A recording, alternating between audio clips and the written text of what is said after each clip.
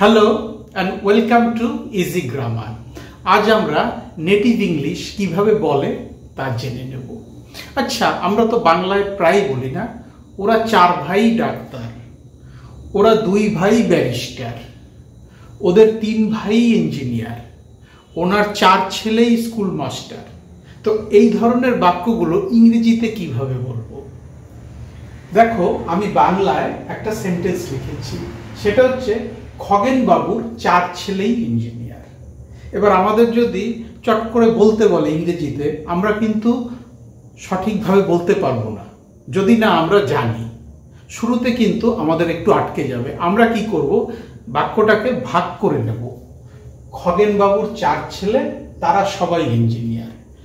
Khagen Babu has 4 sons and they are all engineers। এইভাবে আমরা লিখব। এটা হচ্ছে basic English, basic spoken English.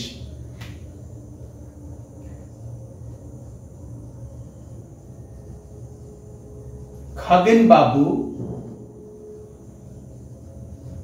has 4 sons।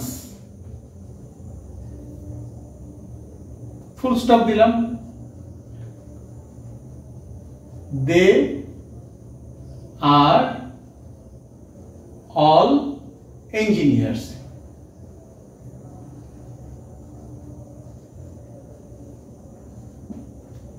Khagen Babu has 4 sons, they are all engineers। এইভাবে কিন্তু basic spoken English আমরা বলবো। কিন্তু আমাদের যদি অ্যাডভান্সড স্পোকেন ইংলিশ বলতে হয় বা নেটিভ ইংলিশ বলতে হয়, তাহলে কিন্তু সেন্টেন্সটা এরকম হবে না। সেক্ষেত্রে আমরা বলতে পারি অল 4 of খগেন বাবু's sons are engineers। All 4 of Khagen বাবু's sons are engineer। সেন্টেন্সটা দেখো,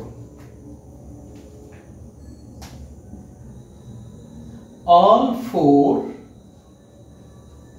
of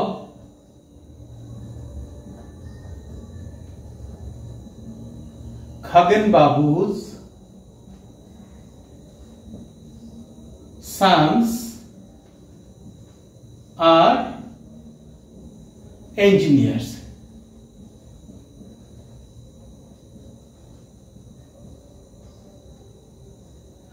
একটা সেন্টেন্সেই কিন্তু আমি লিখে ফেললাম। এটা হচ্ছে নেটিভ ইংলিশ বা বহুল ব্যবহৃত স্পোকেন ইংলিশ। অন্যভাবে বলতে পারি খগেন বাবু's 4 sons are engineers। খগেন বাবু's 4 sons are engineers। খগেন বাবুর 4 ছেলেই ইঞ্জিনিয়ার।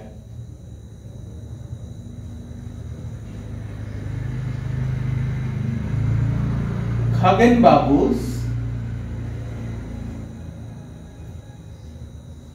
4 sons are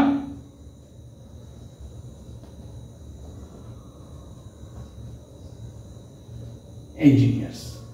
দেখো, একটা সেন্টেন্সের ভেতরেই কিন্তু আমরা প্রকাশ করছি। এবার দেখো আরেকভাবে বলা, 4 ছেলেই খগেন বাবুর ইঞ্জিনিয়ার। খগেন বাবুর 4টা ছেলেই ইঞ্জিনিয়ার। সেক্ষেত্রে আমরা লিখব all 4 sons of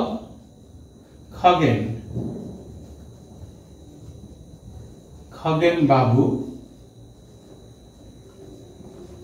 are engineers।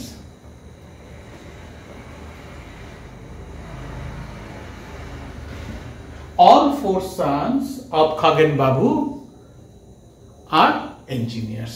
দেখো, আমরা সিঙ্গেল সেন্টেন্সে কিন্তু উত্তরটা দিচ্ছি। সিঙ্গেল সেন্টেন্সে আমরা এই ধরনের বাক্য বলছি। সেক্ষেত্রে আমাদের কিন্তু সেন্টেন্সটা ভাগ করতে হচ্ছে না। কিন্তু চট করে আমাদের যদি এরকম একটা সেন্টেন্স বলতে বলে, আমরা চেষ্টা করি কি ওয়ার্ড টু ওয়ার্ড ট্রান্সলেট করার, সেন্টেন্সটাকে বুঝে করার। কিন্তু স্পোকেন ইংলিশে আমাদের শিখতে হবে এই ধরনের স্ট্রাকচার। এইভাবে কথা বলা শিখতে হবে, যেখানে সিম্পল সেন্টেন্সে অর্থ প্রকাশ করতে হবে। দেখো, বোর্ডের একটা স্ক্রিনশট নিয়ে নাও আর নিজেরাও এই ধরনের সেন্টেন্স তৈরি করে বাড়িতে বলা এবং লেখা প্র্যাকটিস করতে থাকো। যত প্র্যাকটিস করবে তোমাদের ব্যাপারটা বুঝতে তত সহজ হবে, তত সুবিধা হবে। আর কোথাও যদি আটকে যায়, বুঝতে প্রবলেম হয়, আমার কমেন্ট সেকশনে লিখে জানাও। সেখানে আমার ইমেল অ্যাড্রেস দেওয়া আছে, চাইলে আমাকে ইমেলও করতে পারো। Thank you so much for your time and attention. Have a wonderful time ahead. By.